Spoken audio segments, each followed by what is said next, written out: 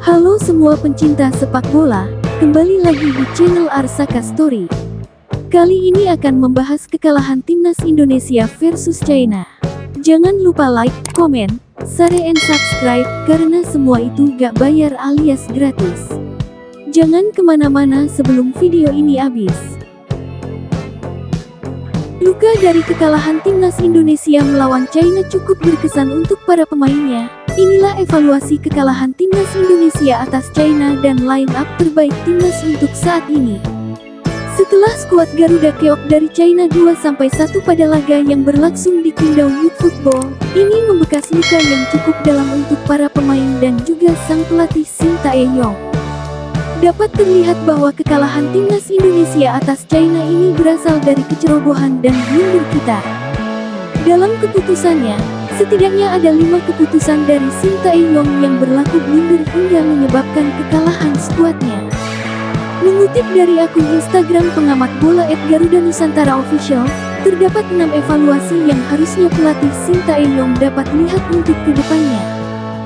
1. Coach Shin Tae-yong belum punya starter pakem. Hingga pertandingan ini, pelatih asal Korea Selatan tersebut masih sering mengubah-ubah susunan pemain. Hal ini menunjukkan bahwa Shin Tae-yong belum menemukan formasi atau kombinasi pemain terbaik yang dapat diandalkan di setiap pertandingan. Keputusan untuk terus mencoba formasi baru ini bisa dilihat sebagai upaya mencari yang terbaik, namun bisa juga dianggap menghambat tim untuk menemukan chemistry yang lebih solid dan stabil di lapangan. 2. Blunder Asnawi Mangkualam dan Sain Patinama. Blunder mereka kerap kali membuat pertahanan Indonesia goyah, dan hal ini menjadi celah yang berhasil dimanfaatkan oleh lawan. Asnawi, yang biasanya tampil agresif dan penuh energi, beberapa kali kehilangan bola di area yang berbahaya, sehingga membuka peluang bagi serangan balik China. Demikian juga dengan Sain, yang terkadang kurang sigap dalam menutup pergerakan pemain lawan, khususnya ketika China bermain dengan pressing tinggi. 3. Rizky Ridho dan Tong Hye harus jadi starter. Shin Tae-yong dianggap kurang tepat dalam memilih susunan pemain awal, khususnya dalam hal tidak memasang Rizky Ridho dan Tong Hye sebagai starter. Rizky Ridho, dengan kemampuan bertahan yang kuat dan permainan yang tenang di lini belakang, semestinya bisa memberikan stabilitas lebih di jantung pertahanan Indonesia. Ketidakhadirannya sejak awal pertandingan membuat Indonesia kehilangan kreativitas dan kontrol di sektor vital ini. Kedua pemain ini seharusnya ditempatkan sebagai starter untuk menjaga keseimbangan dan kekuatan tim. 4. Posisi Kelvin Verdong yang tidak tepat.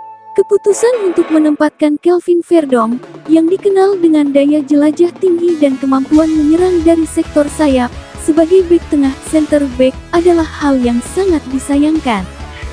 Verdong memiliki kemampuan yang lebih cocok untuk posisi bek sayap atau sayap bertahan karena kemampuannya dalam membantu serangan dan memberikan crossing dari sisi lapangan. Menempatkannya di posisi center back justru membatasi potensi eksplosifnya dalam menyerang, dan ini menjadi salah satu kekeliruan taktis di pertandingan melawan China. Menempatkannya di posisi center back justru membatasi potensi eksplosifnya dalam menyerang, dan ini menjadi salah satu kekeliruan taktis di pertandingan melawan China. 5. Kombinasi Ivar Jenner, Nathan Chuaon, dan Tong Hye tidak jadi starter.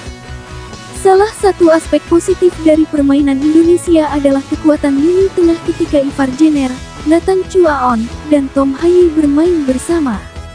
Mereka terbukti menjadi kombinasi gelandang terbaik yang dimiliki Indonesia, dengan kemampuan untuk memutus serangan lawan, mengontrol permainan, dan memfasilitasi transisi dari bertahan ke menyerang. Duet ini mampu memberikan keseimbangan antara pertahanan dan serangan, serta menghadirkan dinamika permainan yang lebih berstruktur. 6. Arhan jadi solusi pergantian pemain yang terlambat.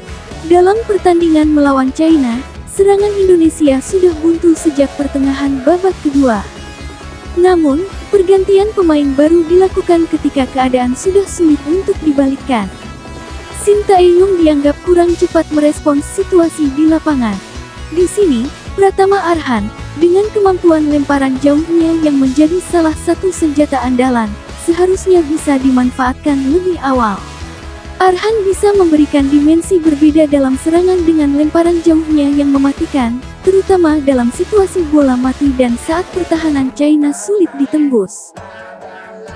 Tetap dukung terus Garuda Indonesia, sampai titik darah penghabisan ya guys, menyala abangku. Buat yang sudah menonton dari awal, boleh dong untuk like, share dan subscribe channel kita. Kami Arsyaka Channel, dan terima kasih banyak.